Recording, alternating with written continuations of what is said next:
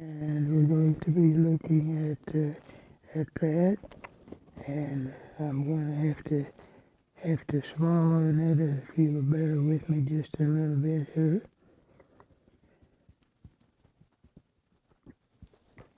What book is this?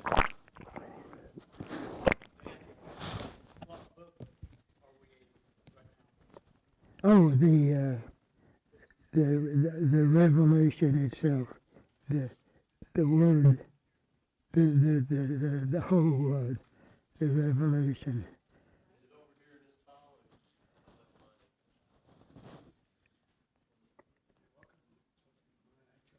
There should be uh, copies of any of them that you want, and I do plan to make these available to the church, regular church members, whether they're coming to the class or not.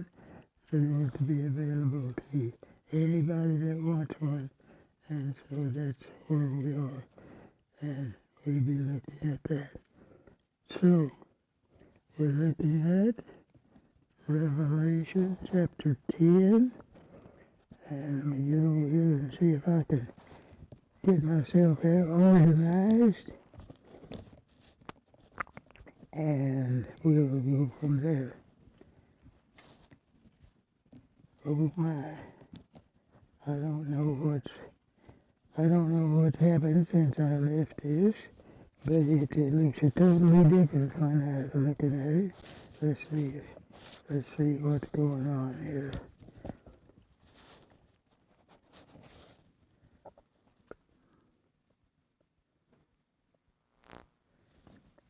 James, is this something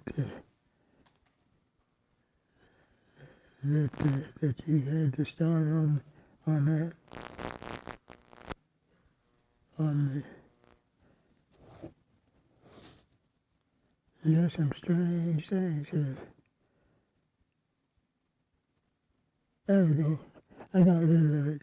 I thought maybe it was the getting ready. Oh, sorry. I had to turn that on, and you don't need that. Just click right there. See that little line right there? Yeah. Just click on that and get that out of the way, Okay. and you should be good to go. Right there. Uh-huh. Click Does that that look like better? that. Looks better. Sorry about that. Looks better. Okay. I'm I'm glad to have some good help around here, and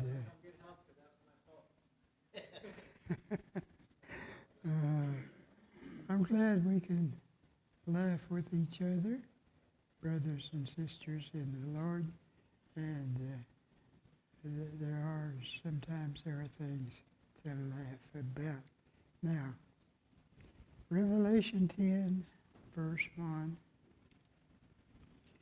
and let's see what we got here. See if everything's working right. Oh yes, 10:1. Here we go. Then I saw another powerful angel descending from heaven, wrapped in a cloud. Wonder who that might be. Any idea who that might be? Maybe the next thing, with a rainbow above his head. The rainbow belongs to God, only to God. And this saw a powerful angel descending from heaven, wrapped in a cloud with a rainbow above his head. His face was like the sun, and his legs were like pillars of fire. He held in his hand a little scroll that was open, and he put his right foot on the sea and his left on the land. Then he shouted in a loud voice like a lion roaring, and when he shouted, the seven thunders sounded their voices. When the seven thunders spoke, I was preparing to write, but just then I heard a voice from heaven say, seal up what the seven thunders spoke, and do not write it down.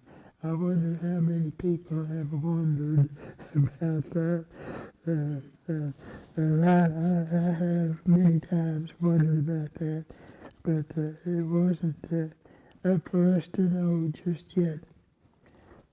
So John was not able to write this down at this particular time.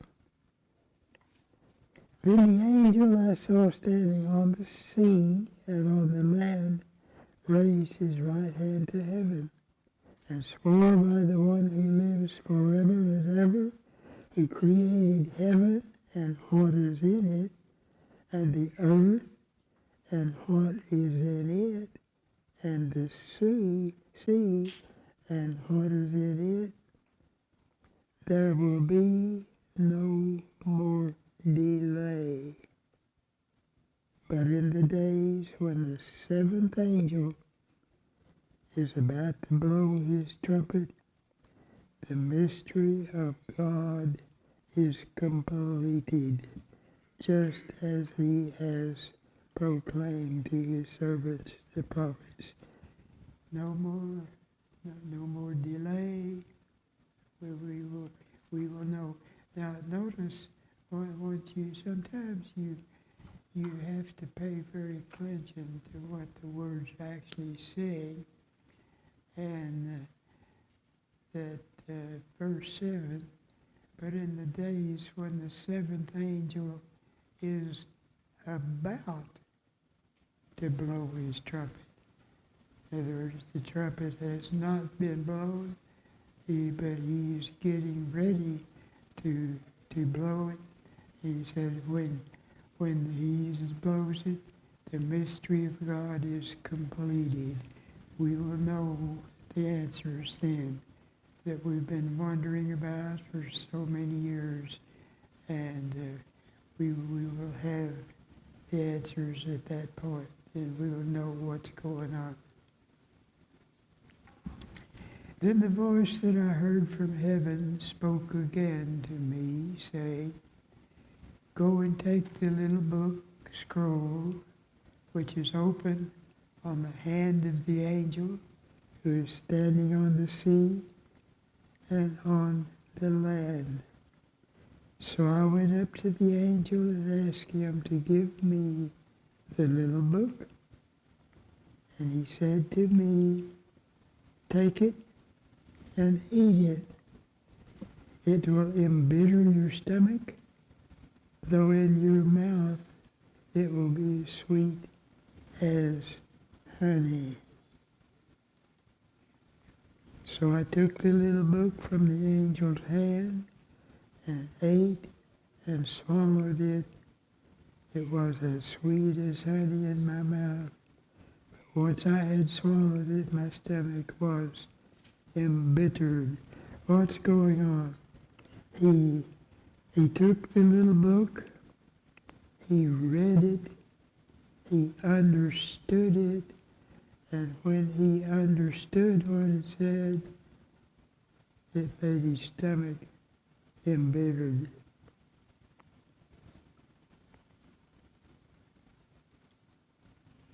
Then they said to me, You are to make a fresh prophecy concerning many peoples and races and nations and languages and kings. Now that's the reason why his stomach was hurting. And in my words, this is what I would say is that John is being called out of retirement. Called out of retirement. John, we don't know what he's been doing all this time, but we know how that he's going to get called out of retirement. So You are to make a fresh prophecy concerning many peoples and races and nations and languages and kings. Thoughts, questions? What translation is that, or what version is that? What Bible version is that?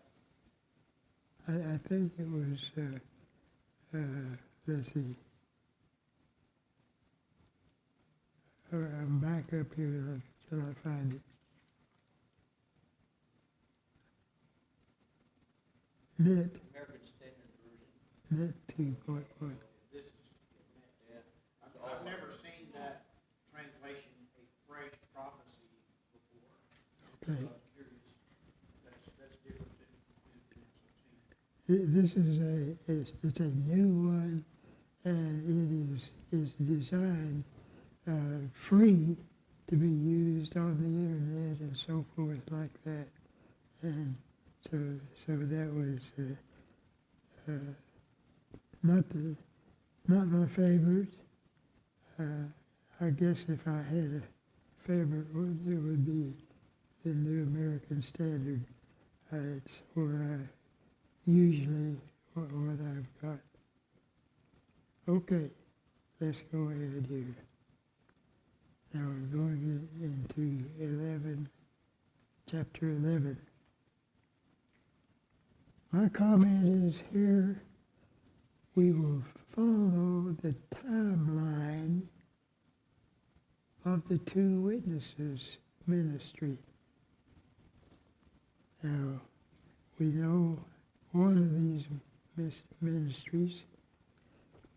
We know one, we do not know who the other one was.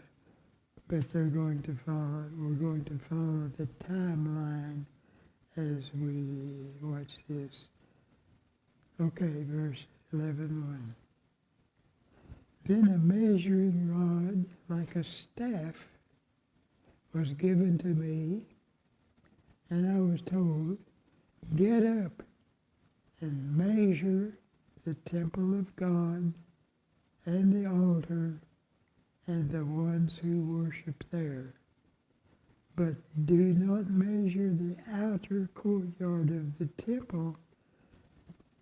Leave it out, because it has been given to the Gentiles, and they will trample on the holy city for 42 months. So the Gentiles are going to be kind of running things there for a little bit, and we'll get that. Notice verse 1 and 2. It says that get up and measure the temple of God and the altar. This tells us that the third temple has been finished, and there are people there worshiping on that. We have no idea when that's going to happen or how it's going to happen, but right now I'll just share this opinion with you. It's going to take something very tremendous for them to build the third temple, and it's going to happen. We don't know what it's going to take. Right now, we just know that they're still fighting daily, almost daily, and the fighting continues to go on. But anyway, he says, don't measure the outer courtyard. It's been given to the Gentiles, and they will trample on the holy city for 42 months. Mel, who are they referred to as the Gentiles here? I'm sorry, Who are the Gentiles in this passage? everybody but the Jews. But Okay? and in particular, nations that are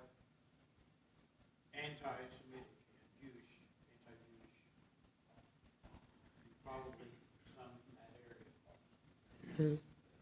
And we'll At find, this time, will this be the Jewish people that believe in Jesus Christ? we're getting very close to the point where the Antichrist is going to come in and claim to be God. And we're getting very, very close to that, but they're not there yet. Okay, so the temple will be built. We don't know when or what it's going to take. But as, of course, as you guys know, the Iranians and all of these, they live to kill Jews. That's their purpose in life, is to kill every Jew that is living on the earth. And they're trying very hard to do that. They teach their babies, as soon as they're able to talk, to walk and talk, they teach them that this is their purpose is to kill Jews. And so what it's going to take for this to come about, I have no idea. Thoughts? Anybody thoughts on that? Okay, let's go on then to verse 3. And I will grant my 2 witnesses authority to prophesy for 1,260 days. Now that's the same as 42 months that we just read about. And as we look at these prophecy dates, they're all pretty close to the same thing. They're the same. So the 2 witnesses are going to prophesy 1,260 days equal 42 months. They'll be dressed in sackcloth. And got a little diagram up here just showing that the 2 witnesses, they will live, they will minister for that full 3.5 years. And that 1,260 days, notice I forgot on here there, we're told when the Antichrist, when his, the emblem of him, we're told exactly when it will take place. It's 1,290 days. This is from the very end of the Great Tribulation. So we're told there's just in general, he's the middle of the week, but then he refines it to the 1,290 days. And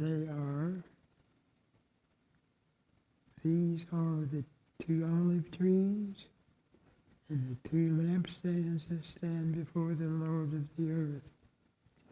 I have no idea what the meaning of this is. I don't know how to relate to the olive trees or the lampstands. I don't know. Thoughts? The only thing that I know of, it does not match up with that, but it's in maybe Zechariah, but in that one, there's 2 olive trees, but just 1 lampstand, and both of the olive trees are feeding oil into just the 1 lampstand. So that doesn't exactly correspond with that. And I don't know of any other place in the Bible that 2 olive trees and 2 Okay, now what's interesting is verse 5, chapter 11, verse 5. If anyone wants to harm them, fire comes out of their mouths and completely consumes their enemies. If anyone wants to harm them, they must be killed this way. Now this is going back to the beginning of the prophets. They had some kind of like superpowers, if you would. They could, years and years ago, back in the days of Moses and those, and so they're given this once again they're given this ability. If anyone wants to harm them, they must be killed this way. These two have the power to close up the sky so that it does not rain during the time they are prophesying. They have power to turn the waters to blood and to strike the earth with every kind of plague whenever they want. Now they're gonna do whatever they want, and they're going to be, I guess, was looking for the rest of the people that are not like them. In fact, let's go ahead and read the rest of this. Verse 7.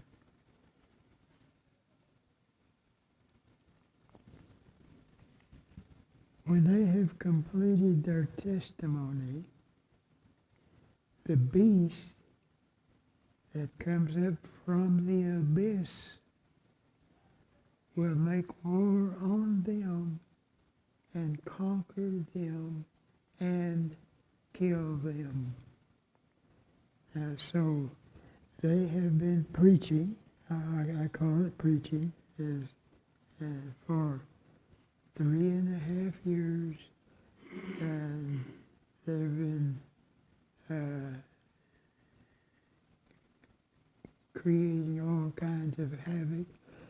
They're hated, and we'll see that verse. I'll go ahead with verse 8. Their corpses will lie in the street of the great city that is symbolically called Sodom and Egypt, where their Lord was also crucified. For 3.5 days, those from every people, every tribe, every nation, every language will look at their corpses, because they will not permit them to be placed in a tomb. And those who live on the earth will rejoice over them and celebrate, even sending gifts to each other, because these two prophets had tormented those who live on the earth. And they're telling them the truth. Ask a quick question. Any thoughts on why Jerusalem was symbolically called Sodom and Egypt? Or is symbolically called Sodom and Egypt? Symbolically, I don't know. Well, I know that in the Old Testament prophets, there were several times that Jerusalem was compared to Sodom, and basically saying that they became just as wicked, if not more so, than Sodom. And the one about Egypt, I'm not sure if there's such a comparison as that or not, but seems pretty obvious to me that it is a reference to the fact that Jerusalem has not been a faithful city.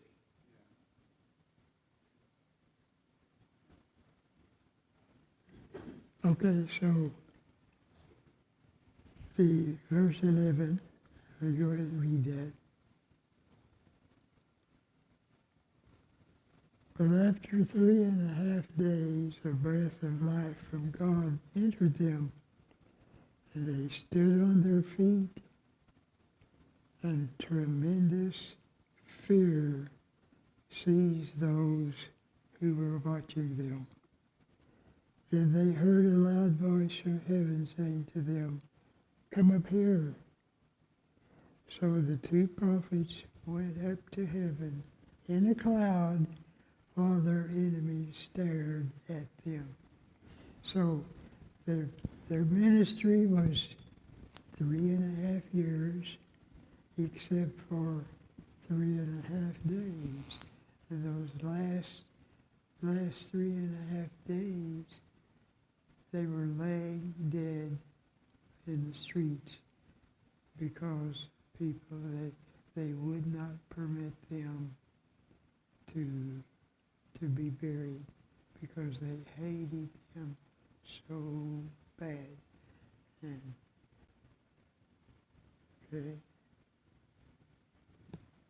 okay, now in verse 13, it says, just then a major earthquake took place. 1/10 of the city collapsed. 7,000 people were killed in the earthquake, and the rest were terrified and gave glory to the God of heaven. Thoughts, comments, questions? I want to show you something new. I'm trying something new, and I want to show you this here in just a minute. You know, sometimes when I am looking at the scriptures, sometimes I have to study them and go back and look at them maybe more than once, sometimes more than twice. And so what I have done here is I'm trying to put, what I hope to is that if people are using just the book, not the PowerPoint, but use the book and they need to go back to it. And I'm showing you where that this takes place. I'm saying, for instance, here I'm saying slide 129 will take us back to the sounding of the 7th trumpet. Now this, if you're just using the book, this would help you if you want to go back and study. This help you find where it was. Now, Can I say something along those lines? Okay, so one of the things that I think sometimes people get confused by with Revelation is the notion that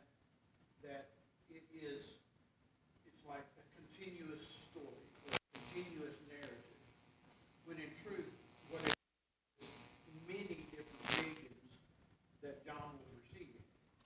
So it's not in chronological order, and probably it's stretched out over a lot of days. It wasn't that just John started writing one morning and the visions were coming and he was writing and then the whole book was finished. It would have been at different times, so he would have a vision and then he would write the vision. So take for example this vision of the two witnesses. He writes the entire vision in its entirety, mean that anything that happened before chapter 11 was before chronologically, or that anything after chapter 11 is chronologically after that. Because there's probably some interweaving going on here, and so what he's doing is he's just writing the entire vision at one time, but that doesn't necessarily mean that the whole thing fits together like a jigsaw puzzle. Same thing could be true with chapter 12, which is the vision of the woman that's about to give birth, great wanting to eat the baby when it's born, and so forth. And again in 13, he's given a whole vision of the Antichrist, but that does not mean that chapter 11 is going to happen at this point, and then chapter 12 is going to happen a little later, and then chapter 13 is going to happen a little later. See what I'm saying? And that, I think, is really what you're saying by saying that this happened at the end, but now we're going back to the seventh trumpet. Because they're not just all, yeah. But the seals in the trumpet would be good. Yeah, So then after that, because, yeah. Say that. Okay. Now,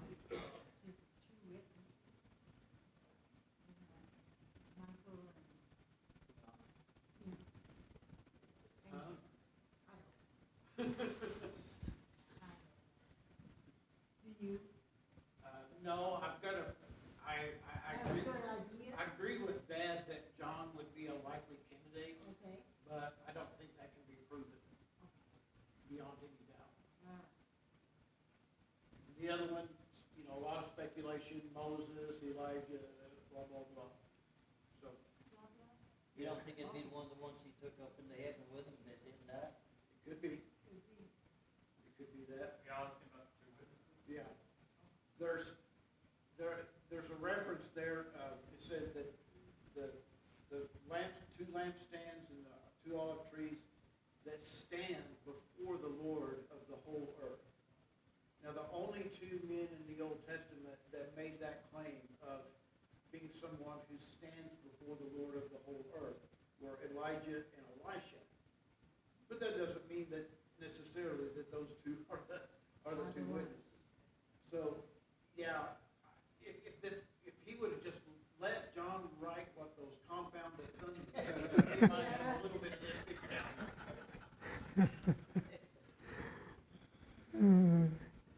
right. Okay. Now, we switched now with the last trumpet, and we'll just go ahead and read this. The seventh trumpet, the last trumpet, and let's see what was said in 1 Corinthians 15:51. Listen, I will tell you a mystery. We will not all sleep, but we will all be changed. What's he talking about? Die. We will not all die, but we will all be changed. I'm sorry. In a moment, in the blinking of an eye, at the last trumpet, for the trumpet will sound, and the dead will be raised imperishable, and we will be changed. For this perishable body must put on the imperishable, and this mortal body must put on immortality.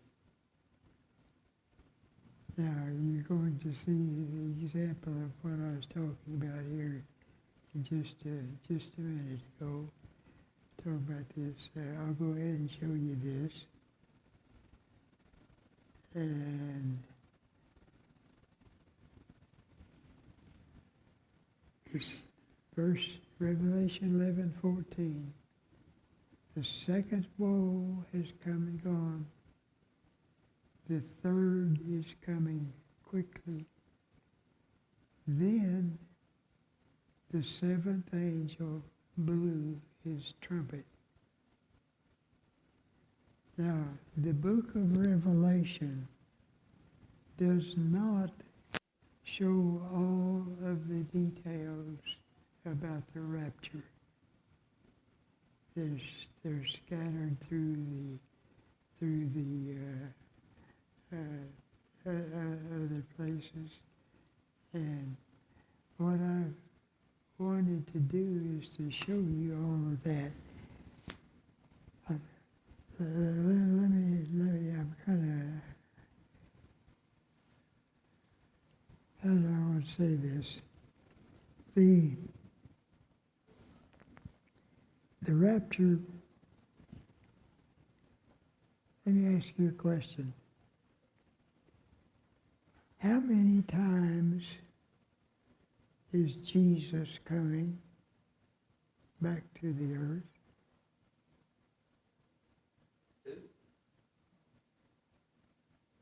Two. What? All the way to the earth, or like the rapture, I don't know that he actually touches the earth, does he? We meet him in the air. I'm not sure if that's what you're getting at. Right. He will come, the way somebody expressed it is, he is coming for the believers, and then he's coming with the believers at the end of the Great Tribulation, when Jesus comes back to set up his kingdom on the earth. And I wanted to show what the other things, although Revelation does not show all of these, we have several places where they do talking about that. And what I'm going to do, if you were studying with book, only book, I would find a note here that you would go to the book 2, book 102, page 7, slide 44, and I'm going to stop this slide, and I'm going to find that 44, book 2, and I had it there a minute ago, but it slipped just a little bit. Bear with me, please.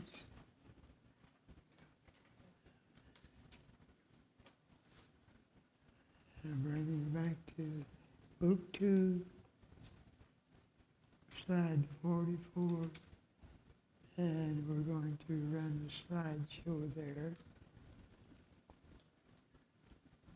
And this is what you're going to see. Jesus told us what will happen when the seventh trumpet sounds. And let's follow through with that and the different things that we're told about the rapture. Matthew 24:30. Well, I'm a little confused about where you went. Is it this one?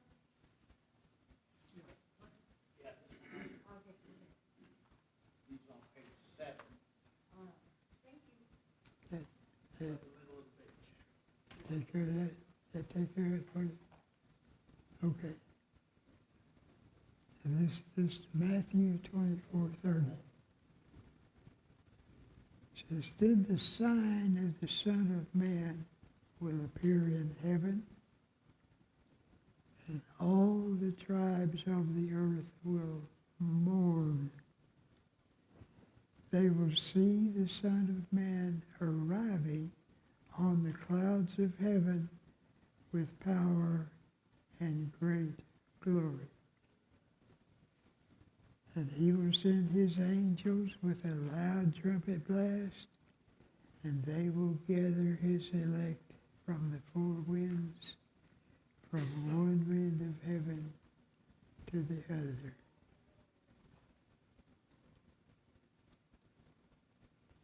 But as for that day and hour, no one knows it, not even the angels in heaven, except the Father alone. For just like the days of Noah were, so the coming of the Son of Man will be. For in those days before the flood, people were eating and drinking, marrying and giving in marriage until the day Noah entered the ark. And they knew nothing until the flood came, took them all away. It will be the same at the coming of the Son of Man. Verse 40, then there will be two men in the field, one will be taken, one left. There will be two women grinding grain with a mill, one will be taken and one left. Therefore be on the alert, for you do not know which day your Lord is coming. So we do not know, and the Father is the only one that knows. And this was also 1 Thessalonians chapter 4. Can I ask you a question before you go on? In verse 30, when it talks about then will appear the sign of the Son of Man in heaven, do you believe that's the rapture or the second coming? I'm sorry. On verse 30, when it talks about then will appear the sign of the Son of Man in heaven, and then it talks about the Son of Man coming on the clouds, do you believe that that is referring to the rapture or the second coming of Christ, when he actually comes down to earth? First. The rapture? What confuses me about that is the verses right ahead of that talk about the distress of those days and the sun being darkened and stars falling from the sky, which I would have attributed towards the latter part of the tribulation. But maybe you can help me understand with those verses how that plays into this. Well, that's probably a topic for another time, because we're really out of time for tonight.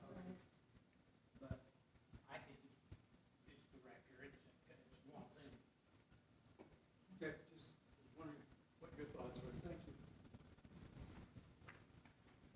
Okay. Another time. So we probably better stop about right there. And then as we get deeper into this,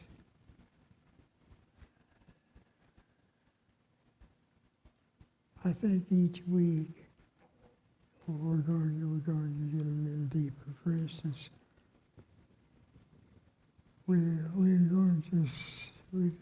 so far we've seen nothing about the Antichrist, but it's coming, and we'll be heading that along that line, and we'll try to get some answers for you on that one, brother, and see if we can get that straightened out.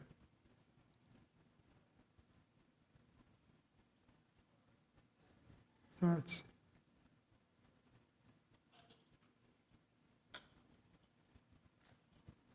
You think, am I helping any, or am I making it worse? I think every time I read Matthew 24, I come away with more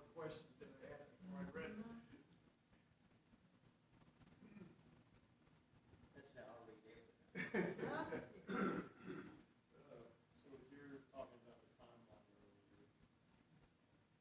And no one knows when it's coming. Is it gonna be the seventh trumpet? Is that when? I struggled with this when I first looked at this, but John saw Jesus. And I thought, well, did anyone else see Jesus? And we'll talk about that a little bit more too. Okay. Thoughts?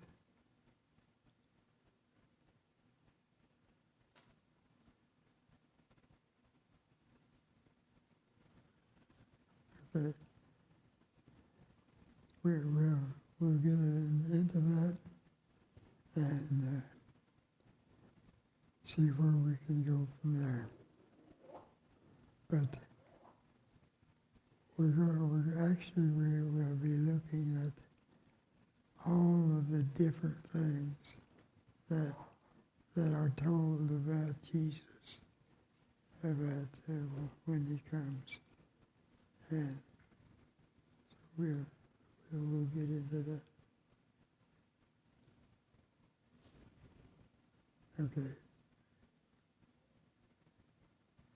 We've got to use up our time, and so I'll stop here. And any final questions, final thoughts? I understand that I had been taking a little too long on getting wound up on the class, and I don't want to do that. I don't want to take too long. That's understandable. So, okay. Thoughts? Pastor, do you have anything you want to add to it? We're going to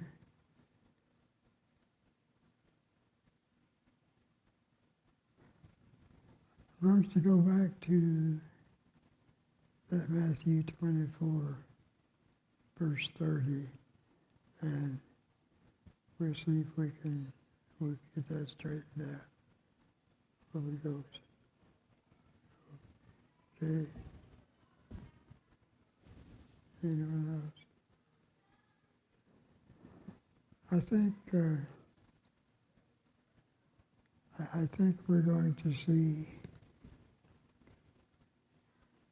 some more excitement as each week, as we get closer. We didn't right now. We didn't get too far on that.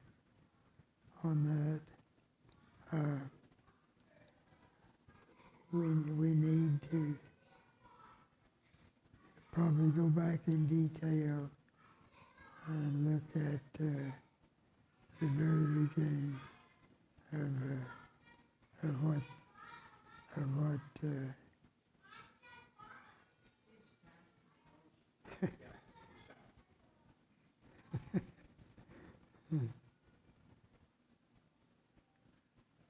okay.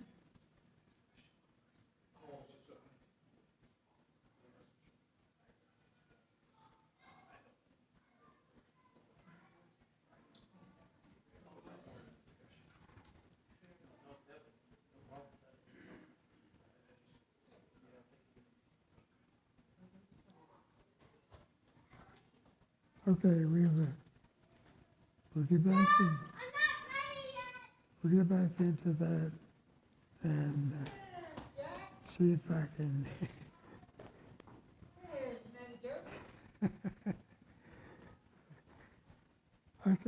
I can remember the time when I could move like that.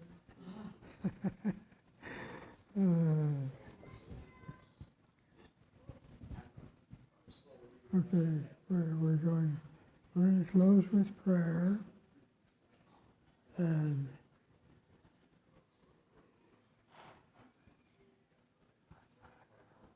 we'll get back and we're going to get into this a little deeper.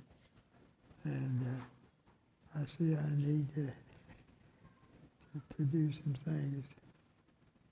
So, okay. Brother Danny, would you lead us in closing prayer? Father, again, we just give thanks to you for your care for us and your love, just the way that you prepare our hearts and bring our minds into the concept of what you have for each one of us as you read through the book of Revelations and try to get a humanly standpoint on what is shared. We know we can never fathom all that you have planned, or even what you do explain. Our minds are not capable. But we do know, Lord, is that you wrote the end of the book. You know the answers. And as we continue to study it, we just ask that your Holy Spirit continue to give us guidance and direction as we pray these things in Jesus' name. Amen. Amen. Thank you, Brother Danny.